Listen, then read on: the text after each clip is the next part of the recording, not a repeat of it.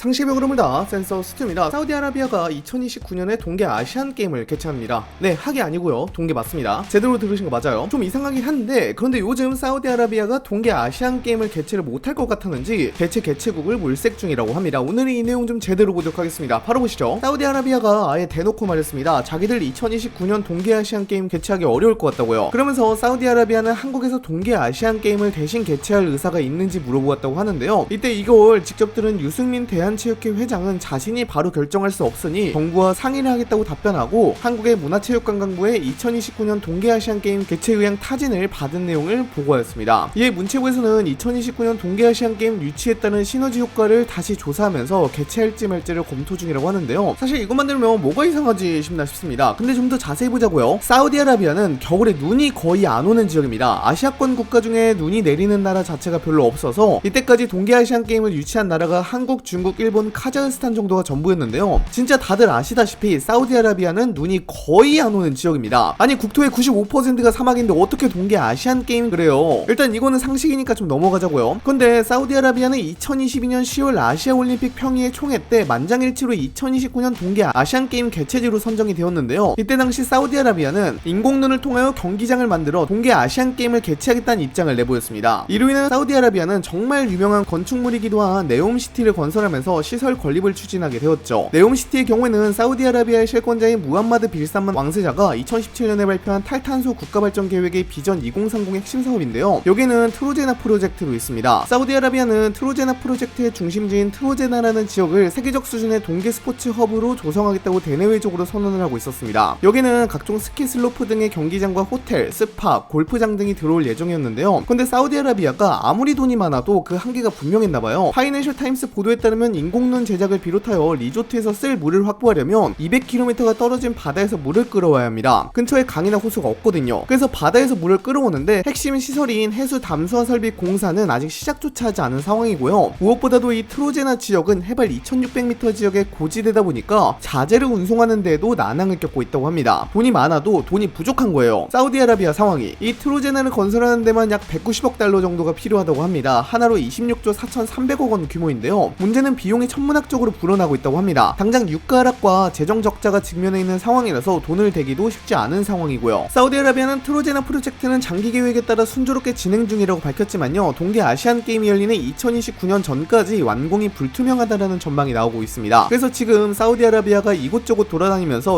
2029년에 동계 아시안 게임을 개최할 곳을 찾으러 다니는 겁니다. 물론 사우디아라비아가 2029년 동계 아시안 게임 개최를 포기하겠다고 공식적으로 선언하진 않은 상황이지만요. 관련 체육계 인사들이 한국과 접촉하고 있는 것을 보면 정말 답이 없는 상황에 직면한 것으로 보입니다. 그래서 사우디아라비아는 트로제나 프로젝트를 축소하는 방안을 고려하고 있는 것으로 보입니다. 국토의 95%가 사막인 사우디아라비아가 그야말로 돈을 뿌려나가며 각종 국제 행사들을 개최하려고 하는 모습인데요. 그런데 눈이 거의 안 오는 사우디아라비아가 동계 아시안 게임을 유치하는 무모한 도전을 하면서 일각에서는 사우디아라비아 왕가에 대한 스포츠 워싱을 하고 있다고 비판하는 경우가 많아지고 있습니다. 스포츠 워싱은 국가, 기업, 단체 등이 스포츠를 이용해서 각종 문제를 은폐하고 이미지를 세탁하는 일을 뜻합니다. 사우디아라비아는 국내 각종 인권 문제를 비롯하여 언론인 살해 등 범죄 혐의를 숨기기 위해 스포츠를 악용한다는 의혹이 있는데요. 사실 2029년 동계 아시안 게임뿐만 아니라 2034년 피파 월드컵과 하계 아시안 게임도 개최를 합니다. 이게 전부 다 사우디아라비아 내에서 발생하는 각종 인권 문제들을 어느 정도 일축하려고 더 큰 이슈를 터뜨리는 거거든요. 근데 이번에 눈도 안 오는데 무리하게 동계 아시안 게임을 개최하려다가 큰 문제에 봉착한 것으로 보입니다. 현재 사우디아라비아는 2029년 동계 아시안 게임 대안으로 한국이나 중국을 예상하고 있는 것으로 보입니다. 파이낸셜 타임스 보도에 따르면 2029년 대회를 한국이나 중국이 대신 개최하고 사우디아라비아는 그 다음 대회인 2033년 대회를 유치하는 방안을 내부적으로 논의하였다고 하는데요. 한국과 중국 모두 최근에 동계올림픽을 성공적으로 개최한 경험이 있고 대회에 필요한 모든 시설 인프라와 노하우를 갖추고 있기에 유력한 대안으로 거론됐다고 합니다. 물론 한국과 중국 정부에서는 사우디아라비아와 일체 관련 논의를 한 적이 없다고 밝히긴 했습니다만 사우디아라비아는 2029년 동계 아시안 게임 개최 자체를 포기하려는 마음을 갖고 있는 것으로 보입니다. 돈도 많은 사우디아라비아가 왜 이렇게 힘든 난관에 봉착했는지는 최근 상황을 좀 보면 알 수 있을 것 같습니다. 사우디아라비아는 일단 오일머니로 구축된 나라라고 해도 무방합니다. 지나치게 석유 의존도가 높은 나라인데요. 2022년 IMF 자료에 따르면요. GDP의 40%, 정부 재정의 75%가 석유 하나만으로 차지한다고 합니다. 근데 국제유가가 크게 요동치기 시작한 건데요. 2022년 우크라이나 전쟁이 터지고 나서 국제유가가 급등하면서 사우디아라비아도 좀 덕을 많이 봤는데요. 요즘에는 당장 최근에 배럴당 $60 선까지 깨지면서 4년여 만에 최저 최저치를 기록하기도 했죠. 이로 인해서 사우디아라비아가 유가가 낮아지니까 그만큼 손실도 많이 보곤 했습니다. 당장 사우디아라비아가 재정수지 균형을 이루기 위해 필요한 유가 수준은 배럴당 90달러입니다. 근데 30달러 정도 차이가 나죠. 이미 유가 하락의 영향으로 인해서 사우디아라비아는 올해 1분기에 약 22조 원의 재정 적자를 기록한 바가 있습니다. 그런데 유가가 여기서 더 떨어지면 사우디아라비아의 적자는 눈덩이처럼 불어날 텐데요. 이미 골드만삭스는 유가가 여기서 더 떨어지면 올해 사우디아라비아 재정 적자가 최대 750억 달러, 하나로 104조 원이 될 수 있다고 전망을 내놨죠. 물론 사우디아라비아가 이를 대비해서 외환 보유고도 가득 준비해놨다 보니까 빚으로 나라 경제가 힘들어지거나 그러지는 못하겠지만요.